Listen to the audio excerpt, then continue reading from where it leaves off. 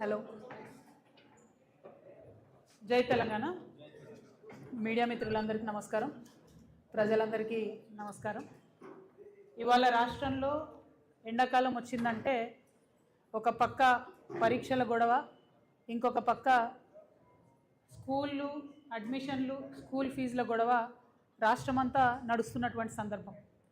మరి ఇవాళ మన తెలంగాణ రాష్ట్రంలో చూసుకున్నట్టయితే మొత్తంగా 39,641 పాఠశాలలు ఉన్నాయి. మొత్తంగా తెలంగాణ రాష్ట్రంలో 39,641 పాఠశాలలు ఉన్నాయి. దీంట్లో 62.36 అంటే 62,36,000 మంది విద్యార్థులు చదువుతూ ఉన్నారు. ఈ 39,641లో ప్రభుత్వ పాఠశాలలు 27,581 ప్రభుత్వ పాఠశాలలు ఉంటే ప్రైవేటు పాఠశాలలు 12,061 పాఠశాలలు ప్రైవేట్ ఉన్నాయి. మొత్తం 62 లక్షల మంది విద్యార్థుల్లో ప్రభుత్వంలో 24,32,000 మంది చదివితే ప్రైవేటు పాఠశాలల్లో 38,000 మంది చదువుతూ ఉన్నారు. అంటే ఇది కేవలం 1 నుంచి 10వ తరగతి విద్యార్థుల సంఖ్యను మాత్రమే నేను రాష్ట్ర ప్రజలకు తెలియజేస్తూ ఉన్నాను. అంటే ఈ రాష్ట్రంలో 12,000 పాఠశాలలు ఉంటే అందులో 38 లక్షల మంది విద్యార్థులు 1 నుంచి 10th క్లాస్ వాళ్ళు ప్రైవేట్లో చదువుతూ ఉన్నారు. మరి ప్రైవేటు పాఠశాలలు అందులో రకరకాలు ఉన్నాయి. ఒకటి ఒక 350 పాఠశాలలు ఐసిఎస్సి, సిబిఎస్సి, ఐబీ, ఆక్స్ఫర్డ్ ఇట్లాంటి స్పెషలైజేషన్, మాంటెసరీ ఇవన్నీ చెప్పేటటువంటి ఒక 350 పాఠశాలలు ఉంటే అందులో దాదాపుగా ఒక 3 లక్షల మంది పిల్లలు చదువుతూ ఉన్నారు. ఇంకొక 1,500 ఏమో నారాయణ, చైతన్య, కృష్ణవేణి ఇట్లా రకరకాల పేర్లతో ఇప్పుడు వచ్చే నార్త్ స్కూళ్ళు, ఐలెను, బిలెను ఇవన్నీ ఒక కార్పొరేట్ విద్యా సంస్థలు.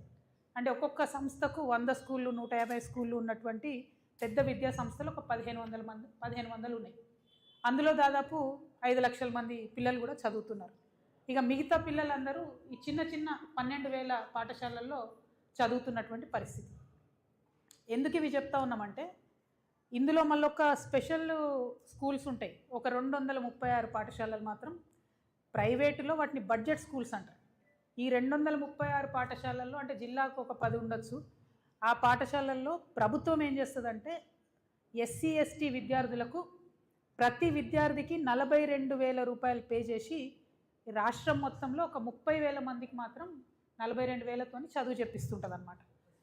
సో ఈ మొత్తం మన రాష్ట్రంలో ఉన్న విద్యా వ్యవస్థ యొక్క స్థితిగతులు.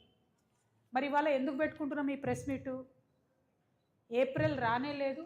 ఈ సిబిఎస్ఈ, ఐబీ ఇట్లాంటి స్కూల్స్ వాళ్ళు ఆల్రెడీ 25%, 30%, 40% ఫీజులు పెంచినటువంటి పరిస్థితి ఉన్నది. ఇప్పటికే అనేక జిల్లాలలో, హైదరాబాద్ మహానగరంలో మరీ ప్రత్యేకించి పేరెంట్స్ పోయి కంప్లీట్గా స్కూళ్ళ ముందు ధర్నాలు చేస్తున్నటువంటి పరిస్థితి ఉన్నది. ఫీజు కనబడడానికి ₹1,00,000 ఉంటుంది, కానీ ఇంకొక 30,000 అదనంగా, అది బస్సుకు అంటారు, స్కూల్కి అంటారు, బుక్స్కి అంటారు, రకరకాల పేర్లతో ఇంకొక 30,000 అదనంగా పేరెంట్స్ మీద బర్డెన్ ఉంటుంది. ఇంకొకటి ఏంటంటే అన్ని ప్రభుత్వాల్లో ఒక రూల్ ఉంటుంది. 1,30,000 ఫీజు అంటే ఎవ్రీ మంత్ తీసుకోవాలి ఫీజు, ప్రతి నెల తీసుకోవాలి ఫీజు. కానీ ప్రైవేట్ పాఠశాలలు ఏం చేస్తాయి? ఫోర్స్ చేస్తాయి పేరెంట్స్ని, మీరు 60% అప్ఫ్రంట్ ఫస్ట్ కట్టేసేయండి. అంటే ఒక పేద మధ్యతరగతి ఉద్యోగికి భార్యాభర్త ఇద్దరు చేస్తే కూడా కుటుంబం వెళ్ళడం ఇబ్బందిగా ఉన్నటువంటి ఒక చిన్న కుటుంబంలో 60% ఫీజు అంటే 60,000 రూపాయలు ఒకటేసారి కట్టాలి స్కూల్ కంటే నిజంగా దేవుడు కనబడే పరిస్థితి ఉన్నది ఇవాళ తెలంగాణ రాష్ట్రంలో. ఈ విషయాల మీదనే, ఈ అంశాల మీదనే రేవంత్ రెడ్డి గారు పదే పదే బీఆర్ఎస్ గవర్నమెంట్ అప్పుడు ఉన్నప్పుడు క్రిటిసైజ్ చేసి మీరు ఫీ నియంత్రణ చేయండి అని చెప్పిండ్రు. మరి ఇవాళ 3 సంవత్సరాలు అవుతుంది, 3 బడ్జెట్లు పెట్టుకున్నారు వీళ్ళు. మొన్న బడ్జెట్ సమావేశంలో కూడా నువ్వింత తిన్నావు అని వీళ్ళని వాళ్ళు తిట్టుకోవడం తప్పితే కనీసం పేద మధ్యతరగతి పిల్లలు ఇబ్బంది పడుతూ ఉన్నారు. మరి ఫీజు నియంత్రణ కోసం ఒక చట్టం తేవాలి అని చెప్పి ఆలోచన ఈ ప్రభుత్వానికి లేకపోవడం అనేది సిగ్గుచేటు. నేను అర్జెంటుగా డిమాండ్ చేస్తూ ఉన్నా. గత 10-12 రోజులుగా ఈ రాష్ట్రంలో, ఈ హైదరాబాద్ మహానగరంలో స్కూళ్ళ ముందట పిల్లల యొక్క పేరెంట్స్ చేస్తున్న ధర్నాలు చూసన్నా మీ ప్రభుత్వం కళ్ళు తెరవాలి. అవసరమైతే స్పెషల్ అసెంబ్లీ సెషన్ పెట్టండి, అర్జెంటుగా చట్టం తీసుకురండి. ఆనాడు తిరుపతిరావు గారి కమిటీ ఏదైతే ఉండనో ఆ కమిటీ కూడా 8 to 10% ఫీజు పెంచుకోమని చెప్పింది ఎవ్రీ ఇయరు. ఇప్పుడు కొత్తగా మీరు చేసినటువంటి విద్యా కమిషన్ రిపోర్ట్లో ఆ రిపోర్ట్ అంతా దరిద్రంగా ఉంది, ఏం బాగాలేదు. ఒకటే ఒక సెంటెన్స్ బాగుంది, ఏంది అంటే ఫీజు నియంత్రణ చట్టం తేవాలే, దాన్ని 7 to 9% పెంచుకోవచ్చు అని ఇప్పుడు ఇచ్చిన విద్యా కమిషను రిపోర్ట్ ఇచ్చింది. కనీసం దాన్నన్నా అమలు చేయండి. స్పెషల్ అసెంబ్లీ సెషన్ పిలవాలి ఈ ప్రభుత్వం చాలా అర్జెంటుగా. ఫీ నియంత్రణ కమిటీ వేయాలి అర్జెంటుగా. ఏ స్కూల్ అయినా సరే 8 to 10% కన్నా ఫీజు ప్రతి సంవత్సరం పెంచుకోవడానికి వీల్లేదు. దాని మీద ఈ ప్రభుత్వం కఠినంగా వ్యవహరించాలని చెప్పి నేను డిమాండ్ చేస్తూ ఉన్నాను. మరి స్కూల్స్ కూడా నా రిక్వెస్ట్, స్కూల్స్ అందరితో మీరు 8 to 10% ఫీజు పెంచుకోండి ఎవ్రీ ఇయర్, కానీ 30% 40% పెంచితే పేద మధ్యతరగతి విద్యార్థులు వాళ్ళ యొక్క తల్లిదండ్రులు చాలా దారుణమైన ఇబ్బందులు పడుతున్నారు.